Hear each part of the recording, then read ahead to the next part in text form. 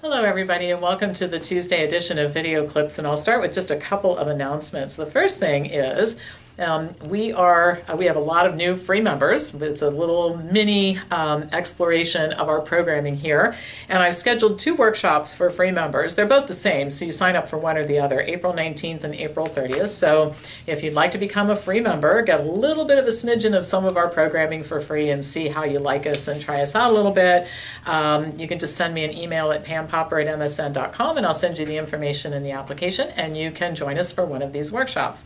The second thing is Monday, April 23rd at 7:30 p.m. Eastern, I'm going to do a free 90-minute workshop for people who are interested in careers in diet and lifestyle intervention or informed decision making. And you can already be in the healthcare business and just want to hear about the types of things that I think people can do and do well to help others. Or if you are not in the healthcare business and thinking you might like to be in the healthcare business, you might want to participate too. Again, just send me an email at pampopper@msn.com and I will send you the call-in information. Love to have you join us for some free stuff. Now for some not free stuff. We'd love to make conference available for free. Can't do that, but we've got, I think, the next best thing, and that is that this conference, November 9th through 11th this year, and the reason I'm talking to you about it now is because ticket prices go up in May and then they go up again in June, so the sooner you buy your ticket, the better off you are from a cost perspective. But at this conference, we're going to introduce a lot of new programs. You're going to get a chance to do some of the programs in breakout sessions, and at the end of the conference, we're going to give you a $500 certificate toward either the programs you sampled at the conference or other things that we do. So I think this will probably be the only conference in North America where you buy a ticket and you get more than what you paid for the ticket back in program credit for, if you want to, for some of the cool things that we do here. And last but not least, we're past the April 15th deadline for the lowest price on spring certification courses and that sort of thing, but it's a little more expensive now, but you have until April 30th to take advantage of special prices. So let me know if you want to schedule a phone call. So once again, email pampopper@msn.com if you want to talk about anything like this at all. So let's get to content. All right. It is said that sunshine is the best disinfectant for addressing corruption in government, and I hope that this is the case with the story that I started reporting on just a few weeks ago, and it's the partnership between the National Institutes of Health. Actually, it's one of the divisions, the National Institute of Alcohol Abuse and Alcoholism, NIH-Alcohol, and the alcohol industry to conduct a study to show that daily drinking is a good idea and should be included in the daily diet. NIH employees and researchers promised this result in return for as much as $100 million in funding. And it's my understanding from some more research that I did that the NIH has taken in about $65 million of funding.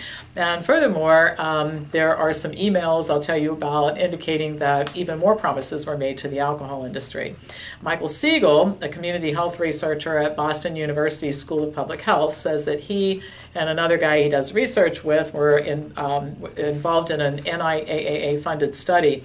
And they were asked to meet with George Koob, who's head of the NIAAA, to discuss their work. And during this meeting, according to Siegel, he and his partner were told to downplay the results of their research.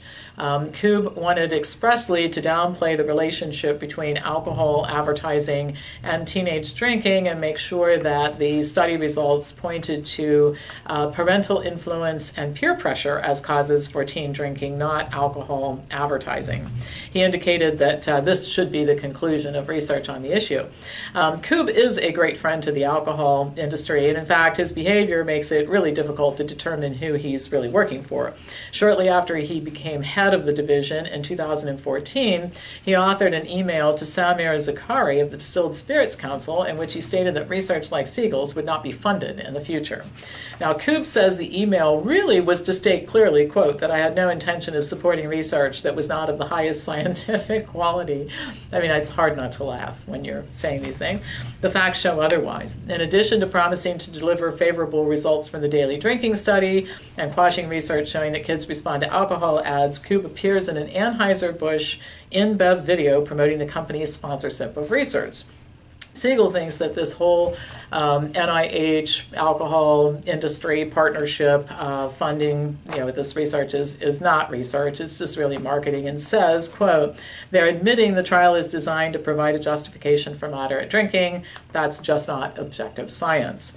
Now, my question about all of this is the last time I checked, which was this morning, Koob still had a job. I find that highly curious. He should be terminated. The money that was raised for this ridiculous study should be returned to the alcohol companies that provide it. And if Congress had a spine, it would get rid of the NIH Foundation, and while they're at it, they would disband the CDC Foundation and repeal the law that allows the drug companies to fund the FDA. These would be some important steps, wouldn't solve all of the problems. We haven't even gotten to the USDA and all the ridiculous relationships they have with industry, but it would be a good start in addressing draining the medical swamp. I mean, this kind of thing just is infuriating, and not only do these people do this stuff, but then they must just think we're all so stupid that they can lie about it, like Koob does. And I've reported on his interesting comments defending himself before. So yeah, why does he still have a job? If he worked here, he would not have a job. If people here lied to people, they would not have a job. Call me crazy, but that's the way we run this place. All right, this is really interesting. Athletes and diet. Athletes, both weekend warriors and those who compete at very high levels, are always looking for an edge. And they're always trying something, special diets and supplements, and both legal and not legal, sports drinks, all kinds of things in an attempt to improve performance. But a growing number of athletes are finding that a carbohydrate-rich, plant-based diet is best for both performance and recovery. In fact, research shows that the higher the intensity of athletic activity, the more the body relies on carbohydrate for fuel. The reason is dietary carbohydrate is converted to both plasma glucose and stored glycogen, and this is what fuels exercise and recovery. Well, sports drinks have become particularly popular because they provide readily absorbable glucose, fructose, or sucrose needed for fuel both during and after training or competition. But one of the problems with sports drinks is they also contain a lot of ingredients. I mean, if you pick up a bottle of Gatorade, yeah, the glucose is in there, or whatever form of sugar they're using, but it's also got yellow Lake 5 and other chemicals that aren't really health promoting and you might not want to consume. So it's a logical thing for people to question whether or not sports drinks are really important, or athletes would just be as well off if they drank water and ate food. Well, a new study suggests that the drinking water and eating food thing is probably the best idea.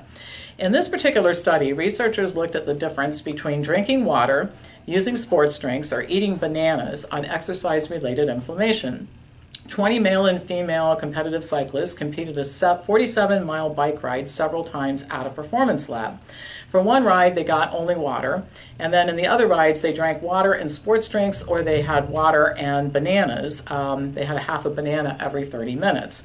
Blood samples were taken before the rides, immediately after, and then several times for 45 hours after that to measure levels of inflammation. Drinking only water resulted in higher levels of inflammation than drinking sports drinks or eating bananas. Eating bananas, however, resulted in lower production of precursors to COX-2 enzymes, which are pro-inflammatory, than either consuming sports drinks or just drinking water. While the researchers didn't comment on the nutritional differences between bananas and sports drinks, I think they are important and we should think about them. Bananas contain fiber and thousands of other nutrients, including magnesium and vitamin C, that are not ingredients in sports drinks. In fact, it would be incredibly impossible to take all the nutrients that come packaged up in bananas or fruit or anything else carbohydrate-based you're going to eat and put it into some type of packaged or processed drink. Well, elite athletes endure a lot of physical stress from training and competition, and eating an optimal diet is important, not only to ensure performance, but something that I think we should pay more attention to is to maintain health while you're putting such high demands on the body.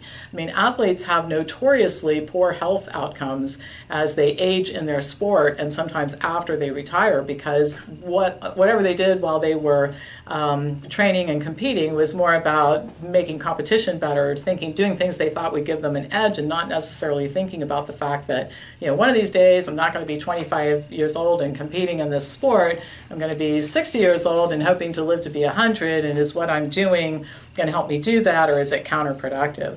So I think if we look at it from that perspective, getting nutrients from food, high quality, densely nutritious plant foods is a much better thing in terms of fueling performance, lowering things like inflammation, and protecting the body and ensuring better health outcomes in the long term. All right, well, that's all for today. As usual, please pass this on to anybody who you think would enjoy watching it, and I'll be back to you on Thursday with more news.